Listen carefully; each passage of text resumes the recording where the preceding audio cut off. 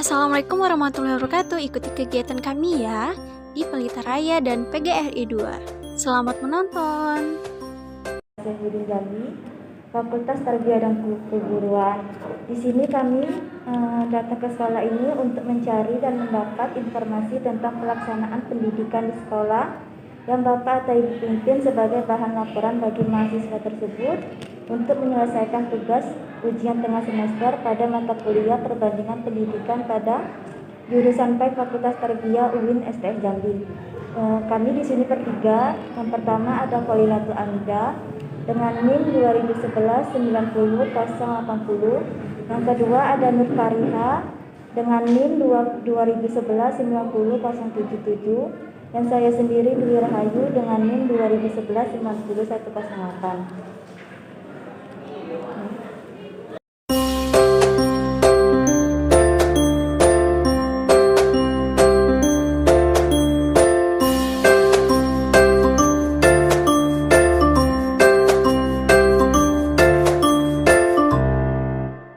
Assalamualaikum warahmatullahi wabarakatuh.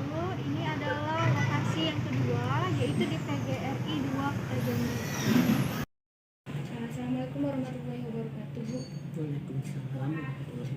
Selamat siang, saya mahasiswi UIN Sultan Saifuddin Jambi dan teman saya Dwi Rahayu.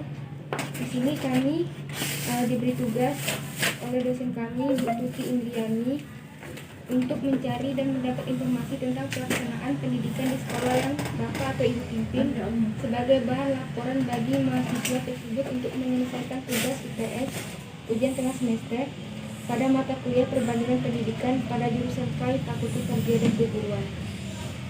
Dalam hal ini ada 10 pertanyaan yang ingin kami tanyakan kepada Ibu. Yang pertama, kurikulum apa yang digunakan SMA PGRI ini? Kurikulum yang kami gunakan itu kurikulum 2013. Pertanyaan Tujuan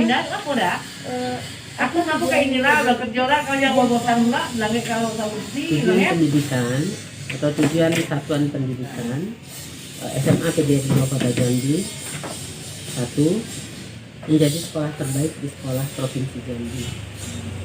Itu aja.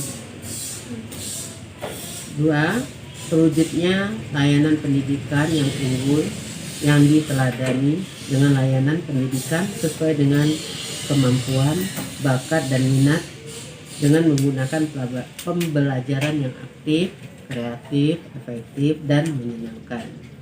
Terciptanya lingkungan belajar yang aman, bersih, tertib, indah, rindang, sehat, dan kekeluargaan.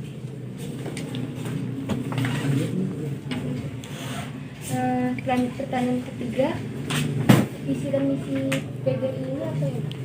Untuk visinya, visi SMA PGRI Kota Jambi itu terwujudnya siswa yang takwa, kreatif, berwawasan, menguasai iptek, diiringi disiplin dalam bertingkah laku.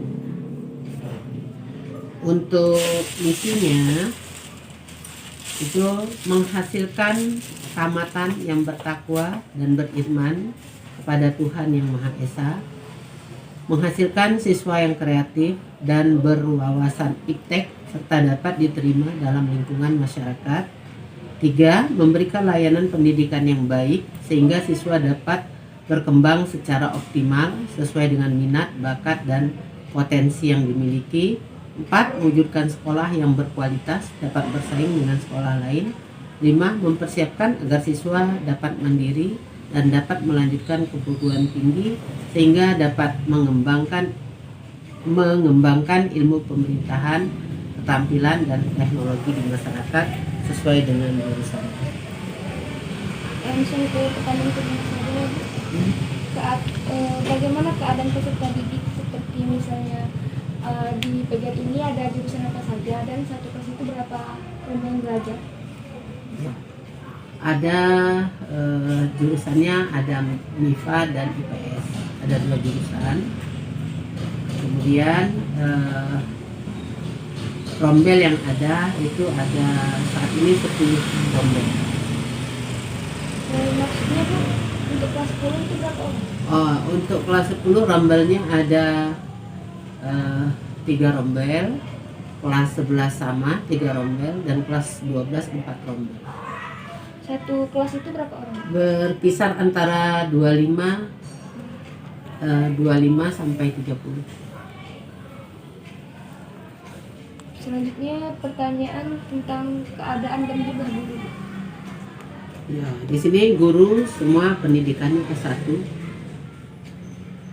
dan mengajar sesuai dengan jurusannya, dan jumlah guru sekitar 21 orang. Yang untuk sejarah sekolah, Ya, saya tidak tahu ini sekolah. baik Bu. Yang pertanyaan selanjutnya, apa perbedaan ketika ada ujian nasional dengan tidak ada UN? Ya, kalau perbedaan yang jelas, kalau waktu ada UN itu kita mempersiapkan peserta didik untuk menghadapi ujian nasional berupa belajar tambahan pada mata pelajaran tertentu atau mata pelajaran yang UN-kan. Nah, sementara saat sekarang tidak ada UN,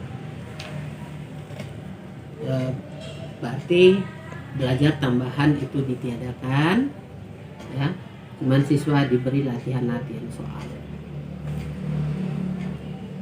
Pertanyaan selanjutnya, apa perbedaan pembelajaran offline dengan online ketika pandemi ini? Kalau saat pembelajarannya offline itu berarti kita mengadakan tatap muka dan kemampuan daya serap peserta didik itu bisa kita lihat, ya, bisa kita lihat dan kita bisa mengenal siswa itu lebih dekat. Sementara saat online ketika pandemi ini masih ada, ya, guru yang belum mengenal siswa, karena siswa kelas 10 terutama itu tidak masuk belajar tatap muka, sehingga dengan pembelajaran online dan minat siswa untuk belajar online ini agak sedikit menurun. Waktu pembelajaran online itu menggunakan aplikasi Zoom. Pertanyaan selanjutnya, keadaan hasil belajar siswa ketika offline dan online.